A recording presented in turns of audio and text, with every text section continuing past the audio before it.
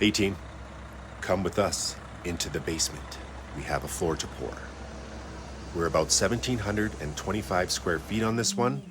We have 18.5 meters of 32 MPa concrete, 1% calcium chloride accelerator. There's a drain detail there. We're working our way around a sump, and now we're laying the floor in and setting our heights. This is a process called screeding. So we set our screed heights in the middle of the floor with a laser. We have all of our perimeter heights set with a string line already, and those are snapped on the wall with the chalk line, but we need heights in the middle of the floor to get the proper elevation.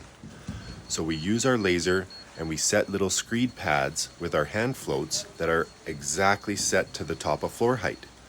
We then mark those pads with an X or a dollar sign if it's money, and then we use a screed board to go point to point to create a level flat surface or a wet screed to follow.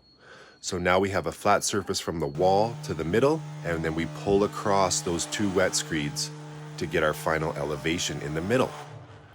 Now we're going to go up to the wall and we're going to do a wall pull. This ensures the concrete is very flat along the wall, and then we're going to pull out our middle with the screed. Now this is a vibratory screed, so it makes things a little bit easier, a little bit trickier to run at points, but works great. Electric Milwaukee, there are no fumes in this basement, which is big for us. Easy work. So here we are, we came out the window with the line pump. So we had a little ladder. It was just easier than going down the stairs of the house and wrapping around. It would have been more hoses to drag around and more work, so we fake and rake our way out the window. Now the first step is running the power trowel around the perimeter to flatten the area about 3 feet away from all the walls.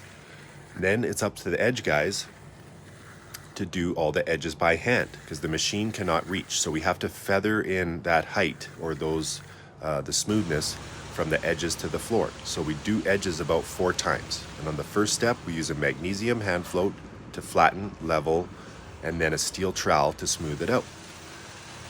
As far as power troweling, we use float blades and finish blades. He's going to do 2 passes with the float blades, 1 horizontally, and then he's going to cross that pattern. There's our carbon monoxide monitor. We're always checking our levels in a basement. We have fans running, but we don't want to get gassed out. That's a big part of finishing in basements. So here's probably our 3rd round of edges, 3rd of 4th. So it's getting quite tighter.